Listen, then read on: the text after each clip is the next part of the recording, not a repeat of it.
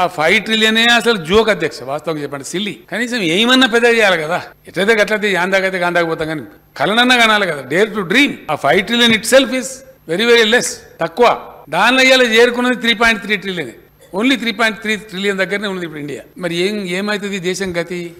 అసలు భూమిమారి అసలు రుగ్మతకి ఇది పెట్టుకొని, అసలు సంగతి ఇది పెట్టుకొని మీదికి డామ్ డూమ్ డీమ్ డామ్ అంటే ఏం లాభం అధ్యక్ష?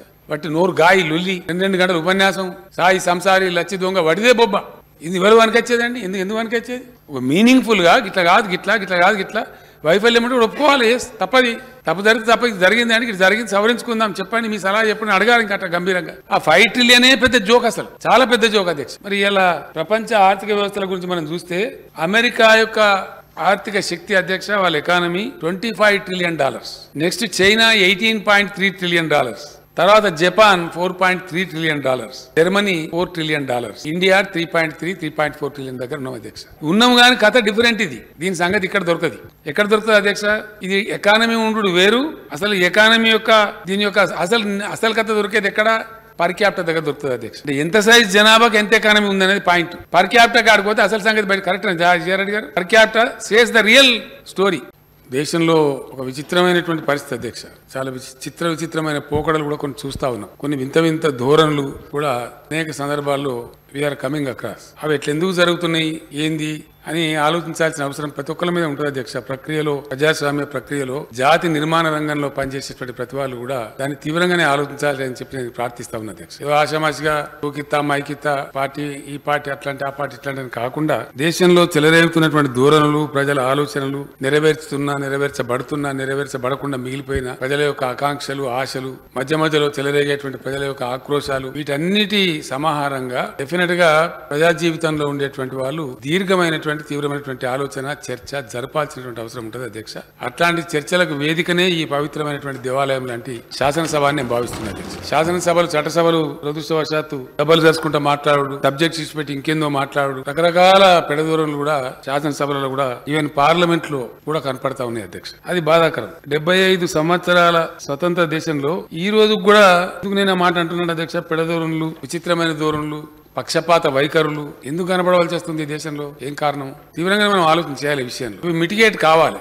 ఎన్నికలు జరిగినప్పుడు పార్టీలు గెలుతాయి, నాయకులు గెలుతాను కానీ ప్రజలు ఓడిపోతారు అధ్యక్ష. అది దురదృష్టం. ఈ దేశం చేసుకున్న దురదృష్టం. మోడీ గారు గెలిచిండ్రు 2014లో. ఎందుకు గెలిచారు? కాంగ్రెస్ పనికి రాకుండా అయిపోయింది, ప్యారలైజ్ అయిపోయింది, మన్న అయిపోయింది. ఏదో ఆ మన్మోహన్ సింగ్ గారు పాపం మంచి వ్యక్తి అనేది బదనాం పెట్టి ఆయన పనిచేసుడు ఎక్కువ చేస్తాడు, ప్రచారం తక్కువ చేయలేను. డాండు ఆయన లొల్లి పెట్టినట్టు చాలా చేసిండు ఆయన పని. నేను చెప్తా ఆయన ఏం చేసిండు, మోడీ గారు ఏం చేసిండు, నా దగ్గర లెక్క ఏం చెప్పలేదు. చాలా మంది చెప్పిండ్రు మోడీ గారి కన్నా బెహతరీన్ పనిచేసిండు ఆయన, కానీ ఆయన చెప్పుకోలేదు. చేయలేదని వీళ్ళు ఎక్కువ చేసి దేశాన్ని నమ్మించి మేమేందో చేస్తామని చెప్పారు. ఆ చరిత్ర నాది కాదు అధ్యక్ష. పూజా మెహ్రా అని చెప్పి ఒక very famous economist, is a journalist also. The last decade అని చెప్పి ఒక పుస్తకం రాశారు. యువ ఎమ్మెల్యేలు రాసుకొని తెప్పించుకొని చదువు చూడండి. పూర్తి వాస్తవాలు దీనిలో. లాస్ట్ డికేడ్ అంటే 10 సంవత్సరాల నరేంద్ర మోడీ గారి, మన్మోహన్ సింగ్ గారి యొక్క పరిపాలన ఏం జరిగింది నేను కూడా చెప్తా. లెక్క పుస్తకం పెద్దగా శాన్సిప్ అవుతుంది కానీ దాని క్రోడీకరణ చెప్తాను. I will substantiate. వాస్తవం ఏంది? ప్రజలేమో పౌరసత్వం వదులుకొని పోతున్నారు, పారిశ్రామికవేత్తలు పారిపోతున్నారు, పరిశ్రమలు మూతబడుతున్నాయి, ద్రవ్యోల్బణం పెరిగిపోతున్నది. వెరసి ఏంది అధ్యక్ష? 2014లో కాంగ్రెస్ బాగలేదు అని ఈయనేందో చేస్తాడు అనుకోని నమ్మి అధికారం అప్పచెప్తే పేనే మీకెళ్ళి పోయిలవాడేట్ అయిపోయింది పరిస్థితి ప్రజలు. కౌరవపతి అంటే కౌరవపతి ధృతరాష్ట్ర అధ్యక్షుడు 2 గంటలు లేకపోతే ఈయంత పోయినా కూడా బాగలేదు. మోడీ గారికి చెప్పేవాళ్ళు కూడా కాసారి కొద్దిగా మంచిగా చేయాలి, కొద్దిగా బాగు చేయాలని చెప్పకుండా బాగుంది యాందా చెప్తారు. ఆఖరికైనా మాజీ ప్రధాని చెప్తారు. మనకేం తక్కువ సార్? తప్ప దిగిపోతే కూడా మాజీ ప్రధాని ఉంటాను, ఇక తక్కువ ఉంది మనకు. అక్కడ దాకా ఏదైనా పొరపాటు పోతుంటే అదాని గోటాల జరిగింది, ఇంత భయంకరంగా ఉంది, దేశం అంతా అట్టుడుకుతాంది. మన దగ్గర ప్రెస్ వాళ్ళు ఏదో గోధి మీడియా అని, మోదీ మీడియా అని, ఏదో అని వాళ్ళు మరి ఎందుకు రాస్తలేరు పాప, విషయాలు చెప్తలేరు, రాష్ట్రాలు రాస్తున్నారు, చెప్పడం చెప్తున్నారు. పర్ఫార్మెన్స్ లేదు అధ్యక్ష. లేనప్పుడు కూడా అనవసరంగా పొగడం ఏదైతే ఉంటుందో అది మంచికి దారి తీయదు అధ్యక్ష. ఈమె పూజ, నేను వాస్తవాలు చెప్తా ఉన్నా. I wanted to put it on record. నేనేం కాంగ్రెస్ పార్టీ కాదు, కానీ జరిగిన ఫ్యాక్ట్. వాళ్ళని ఒకటే నమూనా కాంగ్రెస్ వాళ్ళని తిట్టుడు ఎడదాపోతుంది అధ్యక్ష. ఈ మధ్యలో దృష్టి కూడా ఉంటే తమరు గమనించి ఉంటారు. BBC అని ప్రపంచ వ్యాప్తంగా పేరుగాంచినటువంటి ఒక ఇంగ్లీష్ ఛానల్ ఉంది అధ్యక్ష.